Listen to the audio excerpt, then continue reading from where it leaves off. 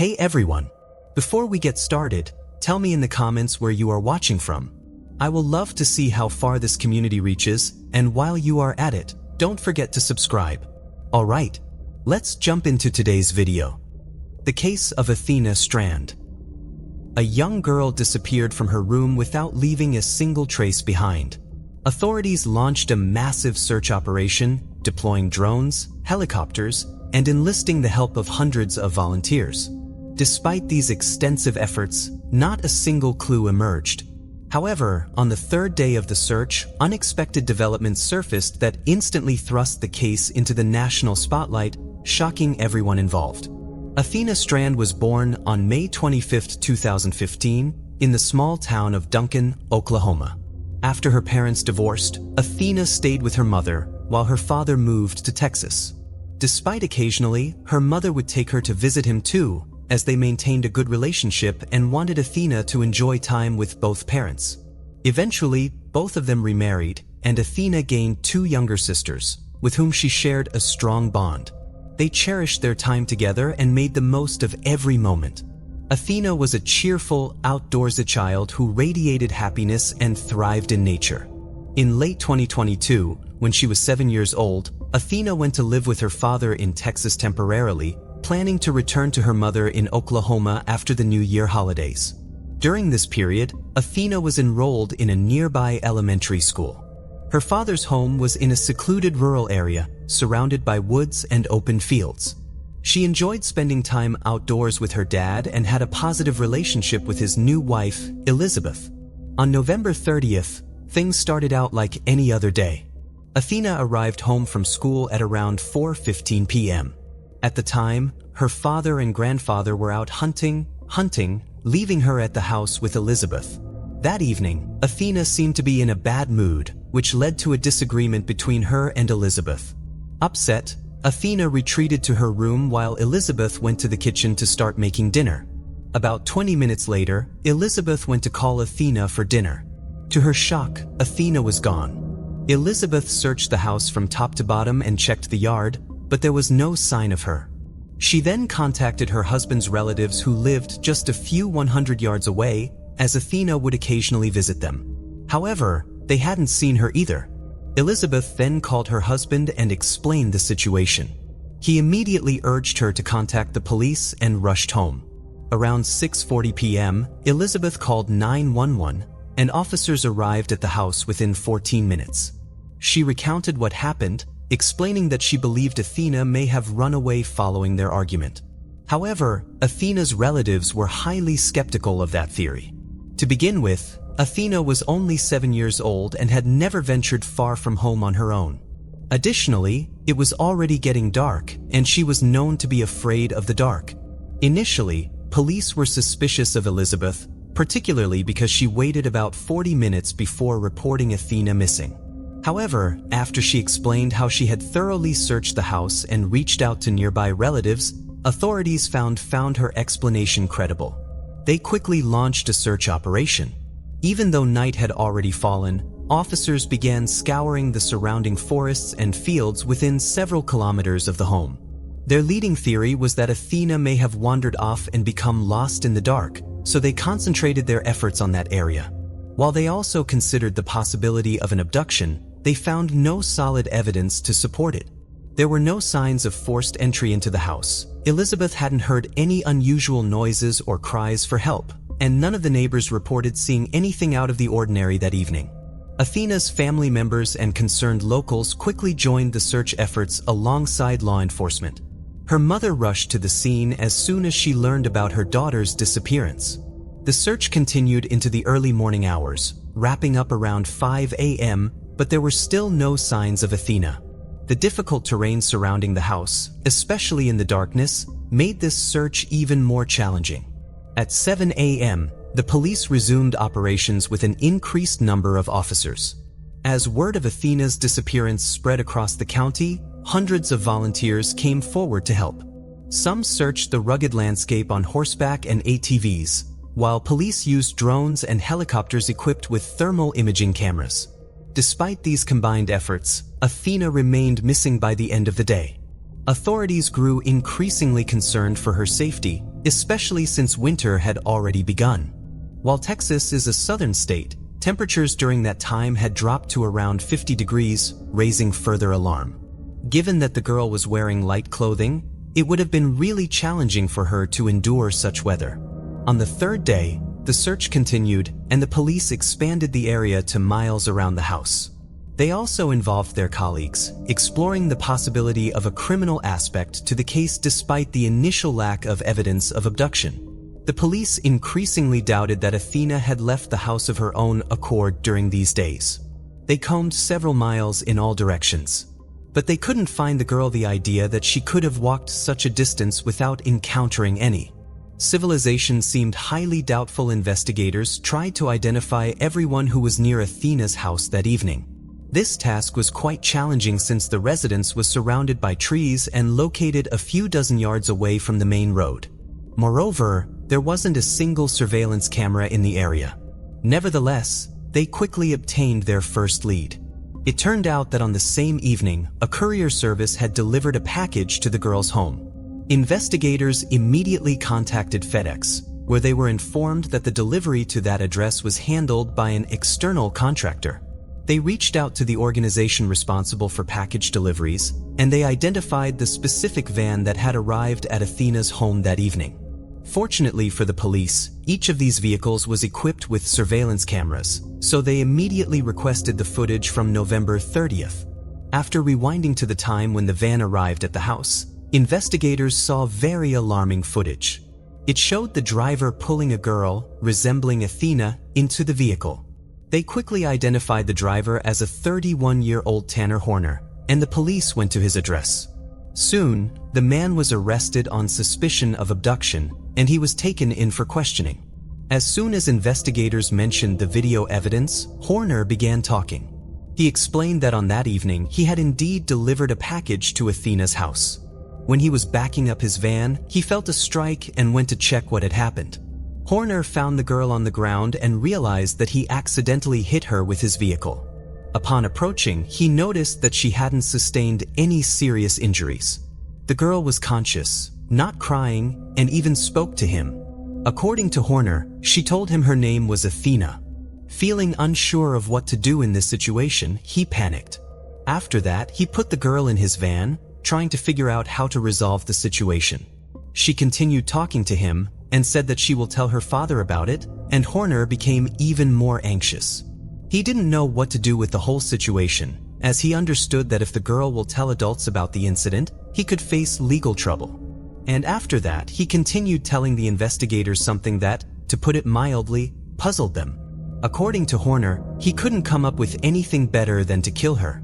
He said that he first tried to break her neck, but it didn't work. Then he strangled the victim, took her body to a river near a neighboring town, and dumped it in the water. Of course, such a version of events raised significant questions for the police, but the suspect provided them with the exact location where he left Athena. The investigators immediately went there and indeed found her body. The news of the girl's murder shocked not only her relatives, but also thousands of people across the country. By that time, all major media outlets were covering the case, and people were appalled by such cruelty. After the body was found, Horner was charged with murder. While waiting for the medical examiner's report, detectives scrutinized the criminal's identity, trying to better understand his motives. The version of events presented by Horner seemed utterly implausible. According to his account, he had lightly hit the girl with the van, causing her no serious injuries. However, the man was so terrified that he immediately decided to kill her. Considering that hitting a child without causing harm might only lead him to losing his job, Horner's story appeared highly strange. The police found that the man was engaged and had a child born a year before these events. Besides delivering packages, he occasionally worked as Uber driver. Horner was also involved in music and played in a band performing at various cafes in the neighboring city of Fort Worth. On social media, he posted multiple photos with his child, music performance snapshots, and other things that, upon viewing, didn't portray Horner as a true monster. Before his arrest, he had no previous legal issues, and the police couldn't find any hints that this person was a cruel killer throughout his biography. Just 2 months before Athena's death, The man had posted photos of spending time with his son and his grandparents. The wait for the medical examiner's report, which was expected to shed light on the actual sequence of events, lasted for several weeks. In the meantime, Athena's parents filed a lawsuit against FedEx and the contracting company, accusing them of allowing Horner to work. They demanded higher standards for employee screening to prevent such crimes in the future. One fact that came to light made this whole story even more devastating. It turned out that the package Horner delivered that evening was a Christmas present for Athena. Her parents had ordered a Barbie doll, something she had long wanted. When the medical examiner's conclusion became public, even more questions arose in the case. According to the document, the victim died within the first hour after being abducted. Her body bore injuries of varying severity, and the cause of death was asphyxiation. However, the main version held by the detectives didn't stand. They believed that Horner noticed the girl near the house and decided to abduct her to sexually assault her, but the medical experts found no evidence of that. This puzzled the police as this motive seemed the most obvious. None of them believed that events unfolded according to the killer's account, as it lacked any logical explanation.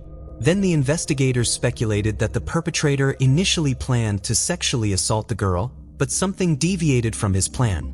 According to the detective's version, after the argument between Athena and her father's wife, the girl went outside and was in the yard. At the same time, Horner arrived at the house to deliver the package and noticed the girl according to this version. He saw an opportunity to fulfill his depraved fantasies. Athena was alone near the house, surrounded by trees, completely isolated from prying eyes. Horner could have either lured the girl into the van through deception or deliberately hit her to place her in the vehicle without resistance. What happened next is unclear. There are two main versions that seem most logical. Horner might have planned to take the girl far away from the house to commit his intended acts, but she either started screaming or attempted to escape. Fearing capture, the man killed her and then took her body to the river. According to the second version, Horner might have engaged in some deviant actions towards the victim that did not involve direct contact. In such a case, medical experts would not have found evidence of sexual assault. Soon, the detectives came across indirect and rather unexpected clue that this crime indeed could have had a sexual motive. Horner had no previous legal issues before this murder, which is relatively rare. In most cases, people capable of deliberately taking someone's life begin with much less severe crimes. For many weeks, the detectives meticulously studied Horner's past. They spoke to his relatives, friends, and acquaintances, trying to find any hints that the man might have been involved in other crimes. In the end, they made a breakthrough. The police managed to find several individuals who claimed to have suffered from Horner's actions when they were children. The police didn't disclose their identities in the interest of the investigation, nor did they reveal all the details of what happened. It's only known that one of the victims accused a man of assaulting her 9 years ago. Additionally, Horner was charged with 3 more incidents of sexual assault involving minors in 2013. It's unknown at this time whether these incidents involve one child or 3 different victims, but that's not all. One of Horner's victims had been publicly speaking for years about how he assaulted her when she was 16. She wrote about it on her social media, trying to bring attention to the fact that Horner was a dangerous criminal. For some reason, the man faced no consequences for this act and wasn't even considered a suspect.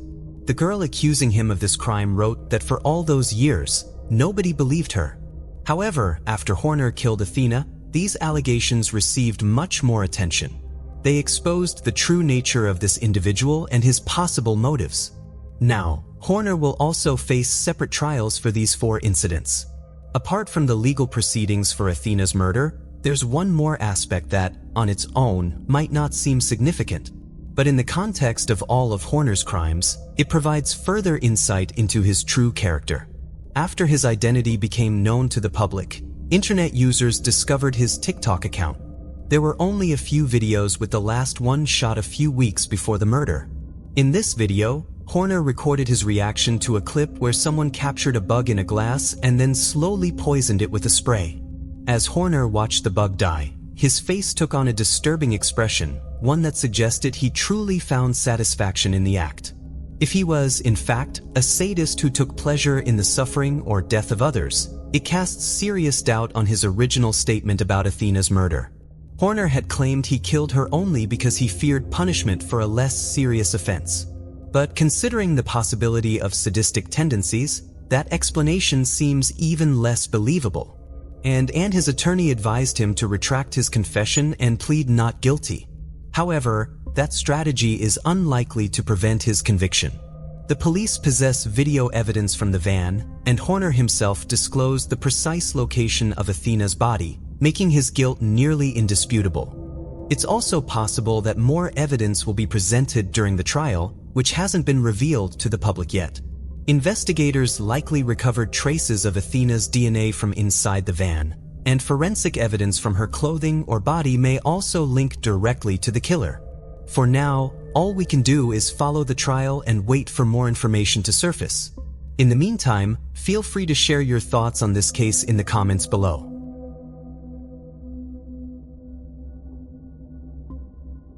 The case of Carmen Van Huss. A young woman returned home and abruptly stopped responding to calls.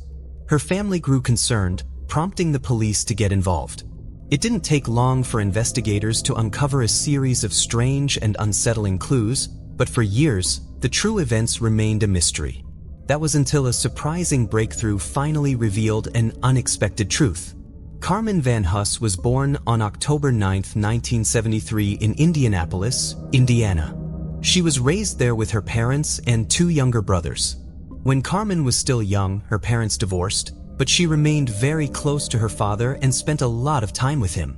From an early age, Carmen had a deep love for drawing and a strong compassion for animals. Her parents often mentioned how she couldn't pass by a stray cat without bringing it home. At one point, Carmen even thought about becoming a veterinarian. But later, she chose to pursue her passion for art instead. After graduating from high school, she enrolled in fine art studies at Indiana University. To support herself, she worked at Pizza Hut, as she didn't want to burden her parents, who were already focused on caring for her younger brothers. At the time, Carmen was in a relationship, and in October 1992, she and her boyfriend decided to rent their first apartment together.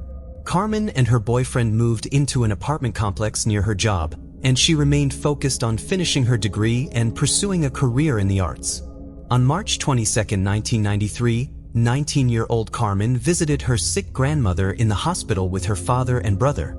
Afterward, she drove them both home, and her father suggested she stay at their place for the night since it was already late, and her apartment was on the other side of town. Concerned for her safety, he thought it would be better if she stayed the night. However, Carmen explained that she needed to do laundry so she could have her uniform ready for her shift at the pizzeria the next day. She said goodbye to her family and returned home. 2 days later, Carmen's friend stopped by her workplace, hoping to ask her for help with a job. To her surprise, Carmen was nowhere to be found. After speaking with the manager, she discovered that Carmen had not shown up for her shift the day before. The manager had tried reaching her multiple times but received no response. So he assumed Carmen had quit without notice and didn't think much of it. Her friend found this behavior unusual because she knew Carmen to be responsible and had never expressed any intention of quitting her job. She mentioned this to the manager and asked if they had any emergency contacts on file. When Carmen was hired, she had provided her father's phone number, so the manager called him. Carmen's dad explained that he had tried reaching her the day before, but she hadn't responded. At first, he thought she was just busy with work, but now his concern was growing. Without hesitation, he drove to her apartment complex to check on her. Upon arriving, the first thing he noticed was his daughter's boyfriend's car parked outside the building. Carmen frequently drove it, and her purse was sitting inside the car. He then approached her apartment door and saw a note from the building manager. The note mentioned that several neighbors had complained about late-night noise coming from Carmen's apartment and asked her to quiet down. Concerned, her father began knocking on the door, but received no answer. Upon realizing the door was unlocked, he stepped inside and was met with a chilling sight. His daughter lay on the floor in a pool of blood, most of her clothes missing. In disbelief, he rushed out of the apartment and immediately called for an ambulance. When paramedics arrived, they confirmed there was nothing they could do, Carmen had already passed away. It didn't take long for them to determine that this was no accident, it was a murder. They swiftly contacted the police, who began investigating the crime scene and interviewing the neighbors. On Carmen's door, they found a note from the building manager regarding noise complaints. After speaking to the manager, they learned that several residents had reported loud sounds coming from her apartment on the night of March 22nd. Around 11:30 p.m., neighbors heard Carmen return home, and it seemed she wasn't alone. Laughter could be heard as she walked up to her third-floor apartment, with a man's voice sounding cheerful and calm. Then, around 1:30 a.m., the neighbors heard more noise, but this time it was Carmen shouting, "Get away from me." After that, someone heard they ran out of the apartment and the noise ceased. Despite the suspicious nature of the sounds, none of the neighbors thought to contact the police. The following morning, they went to the building manager to file a complaint about the noise. When police later spoke to the neighbors, they explained their actions by stating that, at the time, they assumed the man Carmen had come home with was her boyfriend, so they didn't suspect anything out of the ordinary. The police concluded that Carmen had likely been murdered around the time her neighbors heard her scream, nearly 2 days before her body was found. Inside her apartment, investigators discovered empty food wrappers and beer bottles, indicating that Carmen had spent time with someone she knew well. She had let him into her apartment, and they likely spent several hours together before he attacked her. The crime most likely took place in the living room, where they had been eating, as there were clear signs of a struggle, such as a flipped table and pieces of Carmen's torn clothes scattered on the floor. Detectives speculated that after the attack, the killer might have gone into the kitchen to wash the blood off himself before fleeing the scene. Medical examiners confirmed that Carmen had been stabbed more than 60 times with a sharp object. One of her earrings was missing, that the killer had taken it. Carmen had also been sexually assaulted, and biological material was recovered from the scene. But due to the limitations of DNA testing at the time, investigators were unable to create a profile of the suspect. Despite gathering substantial evidence, experts were unable to find any traces of the killer's DNA or fingerprints in the apartment.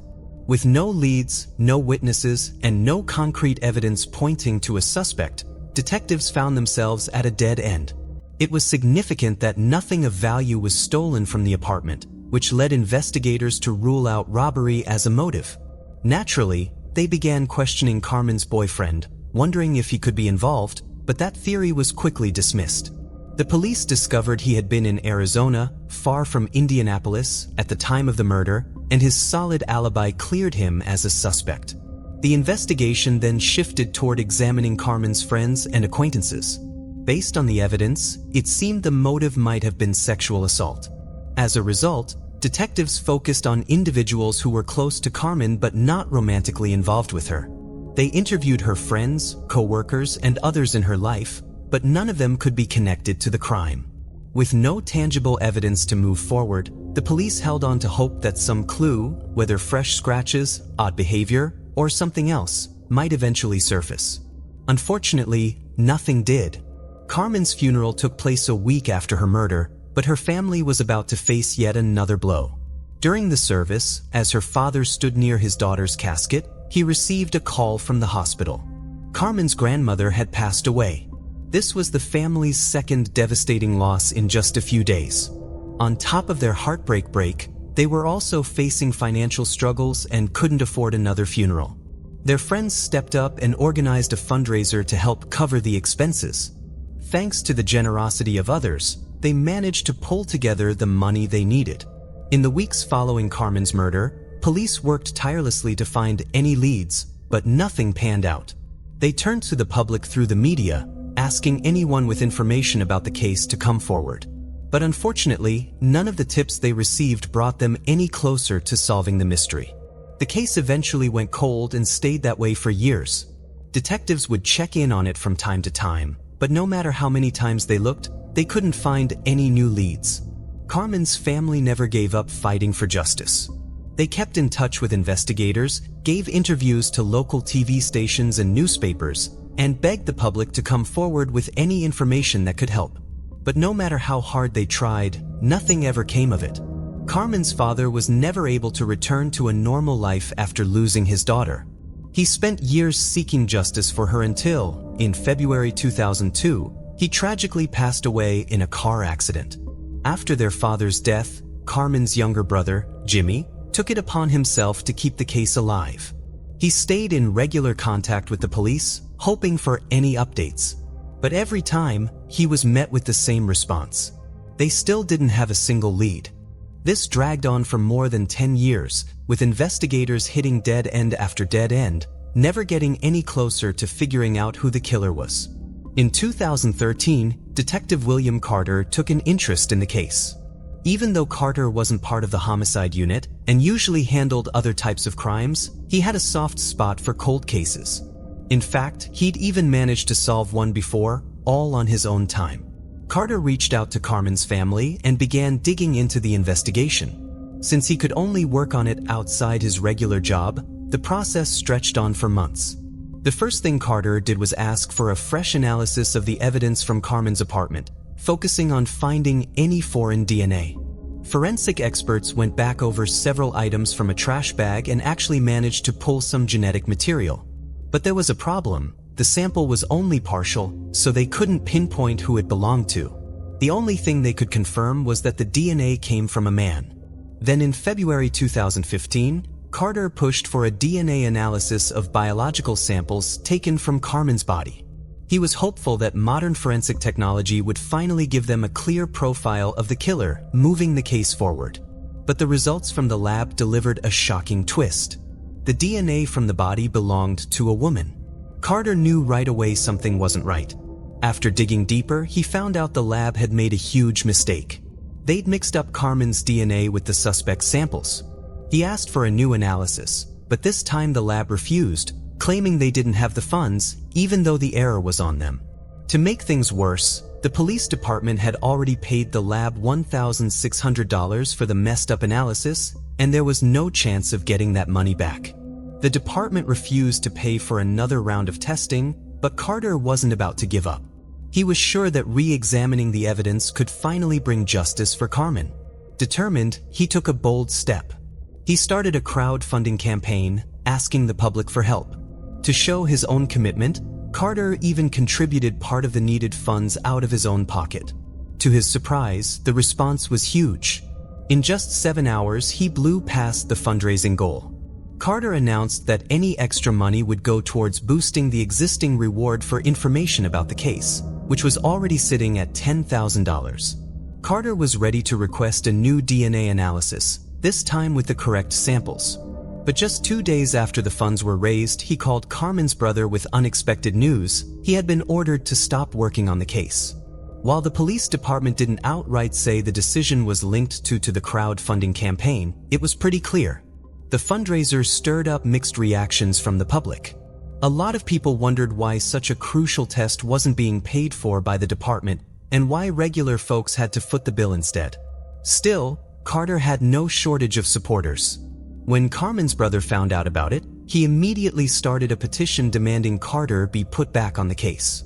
The petition took off fast, grabbing attention from local media and hundreds of upset residents who started bombarding the police department with complaints. The public outcry was so huge that the department was forced to hold a press conference that same day. They claimed it had all been a misunderstanding and insisted that Carter was never barred from working on the case. To calm the backlash, they also announced that all donations would be refunded and promised to cover the cost of the DNA test themselves. Eventually, Carter was allowed back on the case and immediately requested a new analysis of the biological samples taken from his body. This time, the lab took the correct sample and successfully extracted a full DNA profile of an unknown man. But there was yet another setback. The profile didn't match anyone in the FBI's database, leaving the suspect's identity a mystery. Over the next few years, Carter zeroed in on every man Carmen might have known who could have been in her apartment that night. He was sure that the killer was someone she knew, but no matter how hard he dug, he still couldn't get any closer to figuring out who he was. This dragged on until 2023, when the police department decided to bring in Parabon, a company known for its cutting-edge forensic techniques. They opted to try genetic genealogy, a relatively new method that had already cracked hundreds of cases. The process involves taking a DNA sample from an unknown person and searching for their relatives using public genetic databases where people voluntarily uploaded their DNA profiles. Most of the time, the connections are pretty distant, and the people identified often have no idea who the person being traced even is. But even these far-off matches can give experts enough to go on. Once they spot potential relatives, they start building family trees, ruling out people who didn't fit based on age, gender, location, and other details. They keep narrowing it down until they land on the most likely suspect. From there, it's up to the police to get a DNA sample from the person and confirm if it's a match. Given that detectives had made no real progress in catching the killer over all these years, this method was their last hope. Experts got to work, and after several months, they finally identified a man who fit the profile of the murderer. It was 52-year-old Dana Shepard. Investigators found out that at the time of Carmen's murder, he wasn't just living in the same apartment complex, he was right next door. Shepard had a long rap sheet, but most of his crimes were non-violent. His record included theft, carjacking, driving without a license, and similar offenses, which is why his DNA had never made it into the FBI's database. Detectives also uncovered something shocking. Shepard's name had never appeared in the original case files. For some reasons that remain unclear, the police never considered him a suspect. Maybe they had been convinced from the start that the killer fled the scene, as neighbors reported hearing footsteps running down the stairs, so they never entertained the possibility that the murderer could have been living just a few steps away from Carmen's apartment this entire time. By the time the DNA results came in, Shepard was living in Missouri, working as a janitor at a university. Detectives quickly got a warrant to collect a direct DNA sample from him and made their way to the state. When they showed up at his door with the warrant, Shepard started shaking visibly, but he cooperated and gave them his sample. The sample was rushed to the lab and the results came back as a perfect match. In September 2024, Dana Shepard was arrested and extradited to Indiana to finally face justice. Despite the match, Shepard denied any involvement in the crime, and the case has been sent to court. As of now, the trial has not yet begun, but the prosecution believes they have a strong case to secure conviction.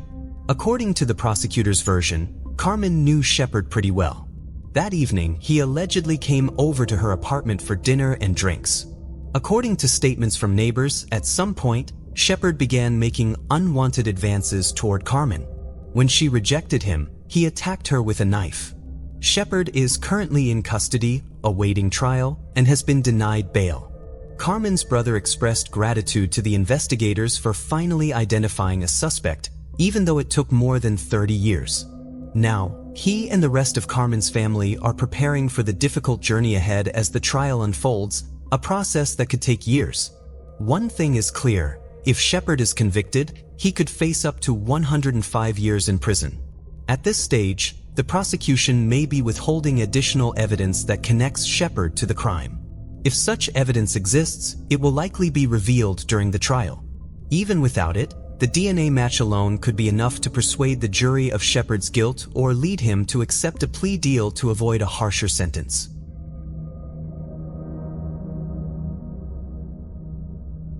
The cases of Austin Yogurt Shop. The case began on a cold Saturday night in December 1991 in Austin, Texas. Two 17-year-old girls, Eliza Thomas and Jennifer Harbison, were working together at the I Can't Believe It's yogurt store in North Cross Mall. It was nearly 11 p.m. and their shift was coming to a close. Around 10 o'clock, Jennifer's 15-year-old sister, Sarah Harbison, and her 13-year-old friend, Amy Ayers, were hanging out at the mall, waiting for the girls to finish their shift so they could head to a slumber party together. In an effort to avoid being late, Sarah and Amy decided to help Eliza and Jennifer close up the store. By midnight, Officer Troy Gay, who was patrolling the area that night, noticed smoke rising from the strip mall. He immediately reported it, and firefighters rushed to the scene. As they fought the flames, they made a gruesome discovery. Inside the store, the lifeless bodies of Jennifer, Sarah, Amy, and Eliza were found scattered on the floor. It was clear that the victims had been mercilessly murdered. The teenagers were bound and gagged in their own clothing but left completely naked. Jennifer, Sarah, and Eliza were found huddled together in a corner at the back of the room. While Amy's body was found in the center, Sarah and Eliza were stacked on top of each other, with Jennifer lying nearby. Their legs were spread apart, and one of them had an ice cream scoop placed between them. The killer or killers had gathered napkins and other combustible materials from about the shop, doused the victims with lighter fluid, and then set the place on fire before escaping, leaving their bodies almost completely burned beyond recognition. Their autopsy results revealed that they had all been shot execution style in the back of the heads. Additionally, 2 or more of the girls had experienced sexual assault. Authorities also disclosed to the media that 2 firearms had been used in the killings, raising the possibility of at least 2 killers. Police investigators and the management of the yogurt shop determined that 540 also was taken from the shop. It was unclear whether the girls were specifically targeted because someone knew they would be alone in the store that night, or if the initial intent had been a robbery, with the perpetrators then seizing an opportunity to exploit them. Lead Detective John Jones and his partner Mike Huckabee quickly launched an investigation into the case. However, several challenges emerged right away. First, while the firefighters who responded to the scene did their job, they inadvertently destroyed crucial forensic evidence in the process. Additionally, at the time, Austin had only 1 fingerprint unit, which lacked the necessary forensic expertise. Moreover, there was only 1 homicide working that night due to the limited resources in the city's homicide department. Despite these setbacks, Detectives Jones and Huckabee were faced with a large number of suspects. The police station was flooded with calls as they dealt with 342 potential suspects and numerous false confessions. Overwhelmed, the investigators began considering local serial killers as suspects due to the brutal nature of the crime and the way the bodies had been staged. This investigation led the detectives to Kenneth Allen McDuff, a notorious Texas serial killer believed to have committed at least 14 murders. On August 6, 1966, McDuff was convicted of killing 3 teenagers, Robert Brand, Mark Dunman, and Edna Sullivan, an act known as the Broomstick Murders. Edna's neck was broken like a broomstick after she had been sexually assaulted multiple times. For these crimes, McDuff was sentenced to death. However, in 1972, the U.S. Supreme Court ruled to abolish the death penalty in a 5-4 decision, and his sentence was commuted to life in prison with the possibility of parole. Due to prison overcrowding, McDuff was granted parole in 1989. It is widely believed that McDuff went on to commit several more murders after his release, including the 1992 killing of 22-year-old Texan Melissa and Northrup. After years of evading capture, McDuff was eventually apprehended and placed on death row. On November 17, 1998, the day before he was put to death, he admitted to killing the 4 teenagers at the yogurt store. He was foolish if he believed that making this last-minute confession would save his life. That day, as planned, he was put to death. Detectives looked into McDuff's confession, but disregarded him when fingerprints and hair taken from the yogurt store could not be used to identify him as the killer.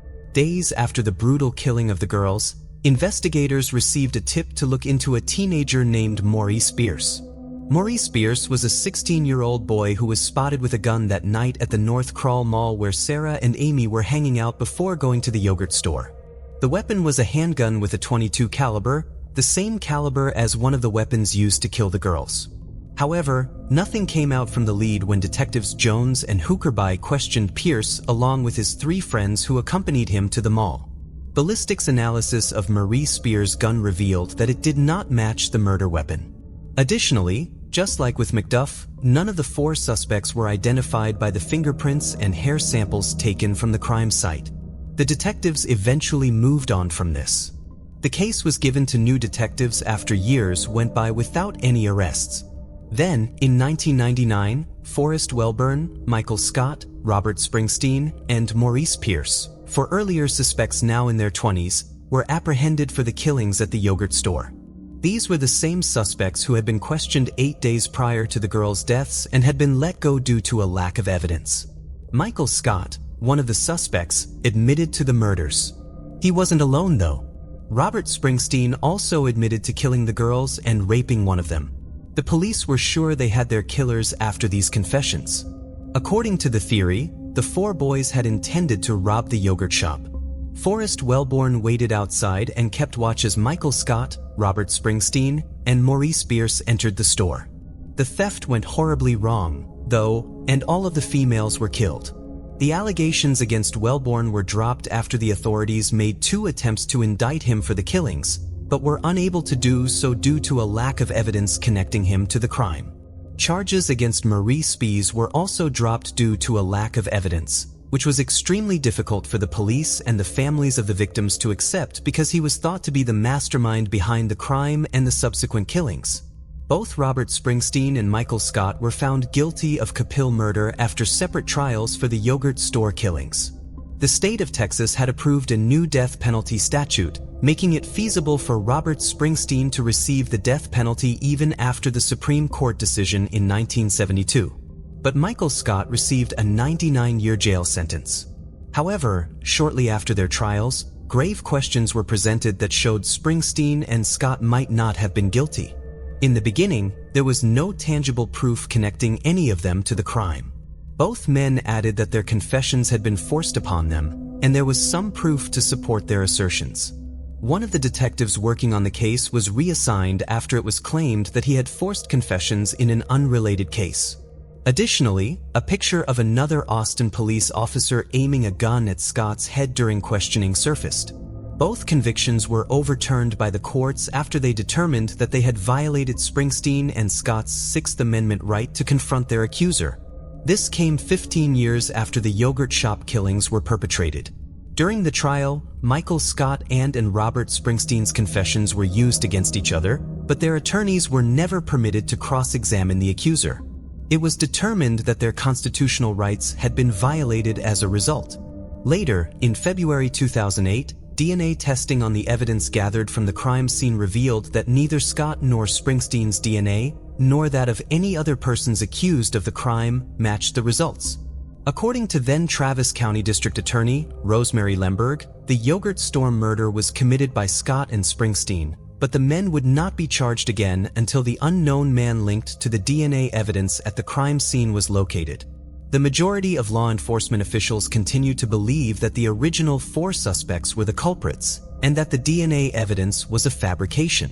The 5th suspect argument, according to Michael Scott and Robert Springsteen's defense attorneys, is absurd, and they emphasize that no one ever brought up a 5th suspect before the inconvenient DNA results came in. According to some attorneys, investigators, family members, and armchair detectives who have studied this case, the killers of the teenagers may have been 2 unnamed customers who were at the yogurt store right before it closed. Although 52 customers who had come into the store on the day of the murders were reportedly questioned by the police, 2 individuals who witnesses said were present at closing time have never been located. 3 customers left the store before it closed, and on their way out, they reportedly saw 2 males seated in a booth, and they didn't appear to be planning to leave anytime soon. Perhaps the men ordered a soft drink. When Jennifer and her co-worker decided to close the store, at least one of the customers witnessed her lock the front door and post a closed sign to prevent any additional customers from coming in. After all the other customers had left, only the 2 men in the booth remained.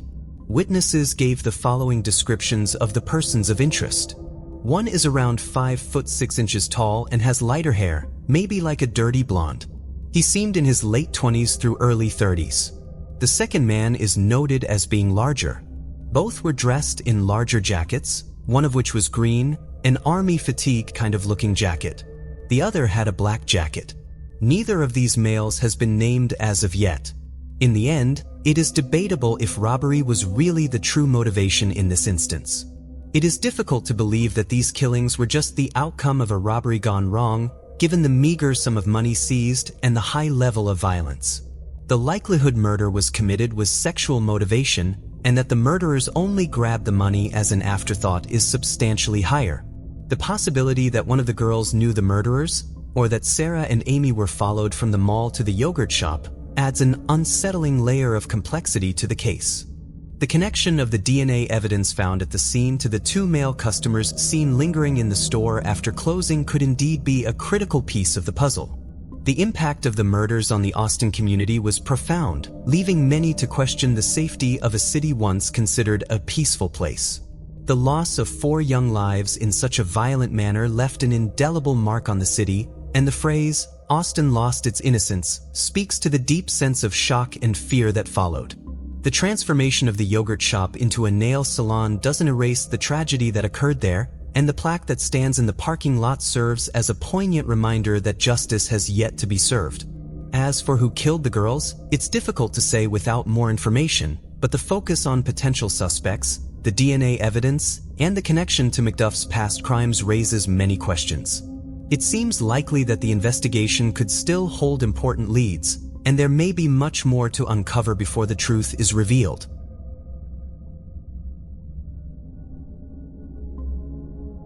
The case of Paul Savage. Wales is often portrayed on TV as a scenic country filled with quiet, remote villages and stunning landscapes, including ancient castles, beautiful coastal views, and lush greenery. It's no wonder it's a popular destination for tourists. However, beneath its picturesque exterior, Wales is also the site of some of the UK's most chilling unsolved murders, including the case of Paul Savage. On February 4, 2003, Paul Savage, a Royal Mail worker in the town of Mold, started his day like any other. He rode his bike through the chilly morning to continue his postal route along Clayton Road at around 7:15 a.m. After parking his bike against the wall, Paul was suddenly and violently attacked. Moments later, he was discovered unconscious at the bottom of a driveway by a resident on their way to work. The attack had occurred quickly and without warning. No screams were heard, and there were no witnesses to the incident. Paul was rushed to Wrexham Mailer Hospital. Paul had been brutally attacked with a blunt instrument. His mother, June White, and wife, Charlotte, were notified about the assault, and the police began investigating the shocking and unprovoked attack. By 11 a.m., authorities were treating the case as a homicide. Paul passed away without regaining consciousness, leaving behind a 4-year-old daughter without a father. The police continued their search for answers. Neighbors reported seeing 2 young men wearing dark hoodies fleeing the scene around the time of the attack. However, no one was able to identify them, and they remain unknown to this day. The severity of the attack was evident.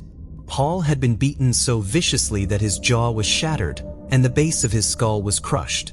The makeshift weapon is believed to have been an 18-inch piece of wood fashioned from the banister of a staircase. Initially, authorities theorized that the father of one had been the victim of either a random attack or a robbery gone wrong. But that changed when they began looking into Paul's past. The 30-year-old was originally from Sale in Greater Manchester and had a criminal record dating back over a decade. He had been jailed just a few years prior in October 2001 for 9 months for possession of drugs with the intent to supply. Reportedly, Paul had over 8 pounds and 1 penny $0.000 worth of cannabis in his possession. After he was released from prison, he moved with his wife and child to North Wales, where they settled in the village of Jennifield. At first, Paul joined the Royal Mail as a casual employee, but he quickly picked up more hours and became a full-time worker. Upon learning about the 30-year-old's criminal history, the police speculated that perhaps the attack had been some kind of gangland hits or grudge attack. Shortly after the investigation started, the Welsh police were assisted by the Greater Manchester Police Intelligence Units, and a $100,000 award was offered for any information leading to Paul's killer. According to Wales Online, while the inquiry failed to procure the culprits, it exposed the criminal network through the area of Mold. And in November 2003, an undercover operation code named Lion resulted in a series of arrests of suspected traffickers. The operation's goal was to bring Paul's murder to justice, but none of those arrests were ever linked to that crime. In spring of that same year, just months following the horrific murder, 5 people were arrested and questioned about the incident, but all were released without charge following a lack of sufficient evidence. A few years later, in February 2005, the police announced that they knew the motive behind the attack, but they did not publicly disclose what it was.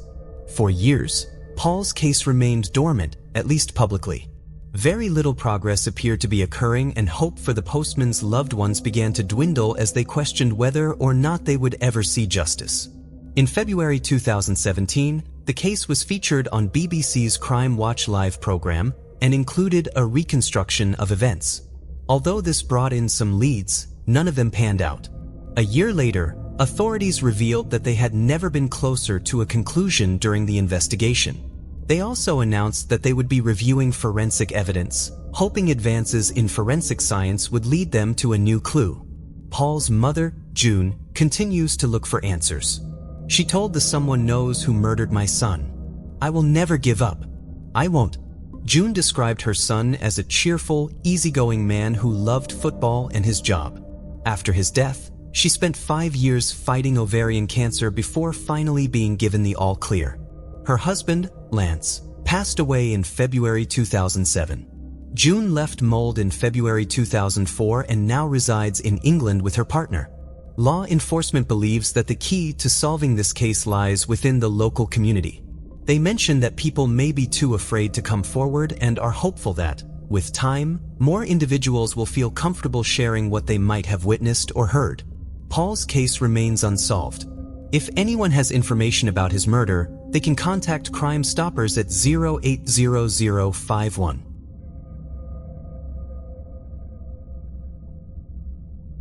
The case of Drew Shoden. On a frigid November evening in February 2003, the quiet town of Grand Forks, North Dakota, was shaken by the sudden and baffling disappearance of Drew Shoden, a college student who had just completed her shift at the local mall. Drew's absence left her family and friends deeply worried, prompting a desperate search. This investigation would span multiple states, grip the nation's attention, and ultimately uncover a harrowing truth that would turn the case into one of the most tragic and unforgettable in the region's history. Drew Shoden was a 22-year-old senior at the University of North Dakota, pursuing a degree in graphic design with aspirations of a career in the arts. Juggling her studies, 2 part-time jobs, and a growing relationship with her boyfriend, her future appeared bright and full of potential.